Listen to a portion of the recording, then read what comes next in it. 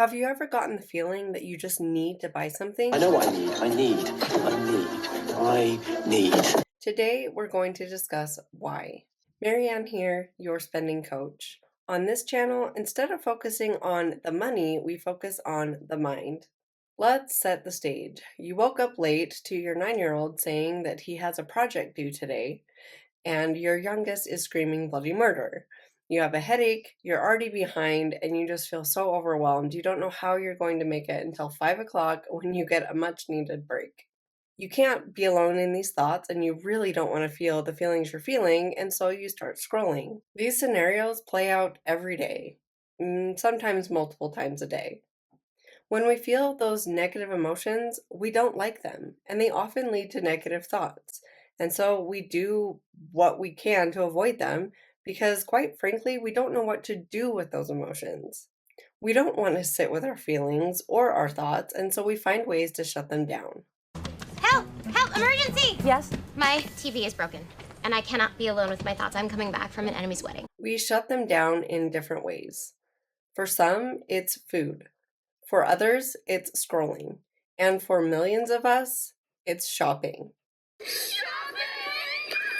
So you end up on Amazon and you start to feel excited looking at all the things in the home decor section. What's this? What's this? There's color everywhere. As you scroll through each item, you keep thinking and imagining that item in your home, over your fireplace, or on your dinner table.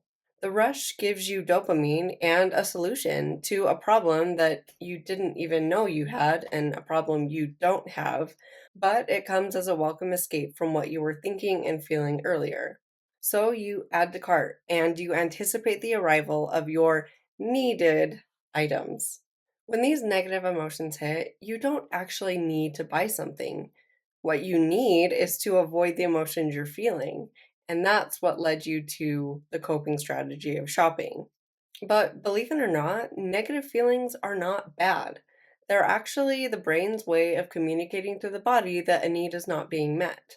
What we should do is ask ourselves, what am I feeling and why am I feeling this way? But do you really think that we do that? We just want to get through those feelings as quickly as possible. I don't want to feel this way anymore, Casey. I just want to fast forward through all of missing you, and I want to be happy again. But in reality, we can't fast forward these negative feelings. So we numb them out. These behaviors are second nature, and they are seen on our favorite shows. You know what would cheer you up? McDonald's. No. What if we went out tonight? Can I have another drink, please? I'm very depressed. Oh, right there. When we're sad, all we want to do is withdraw, escape, and be alone, but be happy. And shopping allows us to do all of those things all at once. In the following clip, we see how one woman dealt with her negative emotions. I try to buy happiness. Not happy in life, not happy in marriage. She makes a ton of money, but spends most of it trying to buy her happiness. She recognizes that she wasn't happy in her marriage, and so as a result, she was trying to buy happiness. We can experience negative emotions for many reasons. In this next clip, we see how one woman experienced loss and coped with shopping. Nicola's compulsion to splash out has landed her in hot water, racking up a whopping £20,000 in debt. At first, we see a woman that's just frivolously spending all of her money. But then we learn that the negative emotion she's experiencing is a loss of someone she loved. She worked really hard, but she was also very careful. She would never spend more than she had, or this came after her dad died. Not only has she lost her dad, but she's lost someone she feels she can trust completely, someone she feels safe and secure with. With her losing her dad, she hadn't really no one to turn to as much as she trusted her dad. It's terrible to lose that one place that you feel you can go where you really feel you trust the person and you feel safe and secure and protected. She is constantly feeling this need to buy something because as soon as that loss hits her, she doesn't want to sit with it. So she goes shopping to the safety and security of the mall, of places that she feels comfortable in. But that need to buy something doesn't actually buy what we need. She needs to find someone that she can trust and feel safe and secure with. She has a relationship, And I'm not judging because I've done this myself. I have a wonderful relationship, but I was escaping to the mall, escaping shopping because I didn't want to deal with my feelings. I didn't want to work through these uncomfortable emotions with the person I trust the most. We do these things that are counterproductive to what we actually need because shopping just seems so much more fun and gives us that escape. But the dopamine and the happiness quickly drops, and we're left with feeling even worse than before, added with the guilt of buying what we didn't need, and then the cycle continues.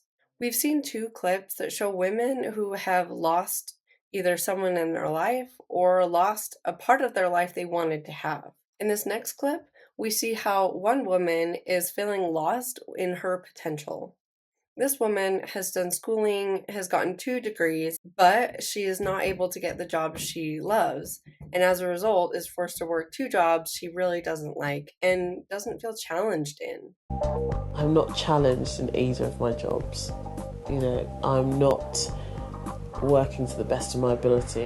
So she is trying to fill that void with a need to fulfill her potential. She's filling it with many accomplishments of finding outfits and going out to clubs to feel like she is pursuing the life she wants. But really, the life she needs is to find something that fills her up. How many times do we do this? We fill our life with purchases instead of a purpose. I did this when I became a stay-at-home mom. I had lost my purpose and needed to find what my new one was. But instead of looking inside myself, I looked on Amazon, I looked in stores, and I bought the items that made me feel like I was living the life to its fullest. But really, I was just filling my cart with things that didn't mean anything to me. The need to buy something is really just a need to feel something, to feel secure, to feel happy, to feel safe, to feel connected, or to feel respected. Instead of looking for what we need to buy, we need to look for what we need. When we do this, we'll realize that shopping really can't meet those needs. Shopping can't fix loneliness. It can't help you find your pursuit in life. It can't help you find purpose. True change happens outside of the store, offline, and often happens without money at all. Thanks for watching, and I'll see you in the next one.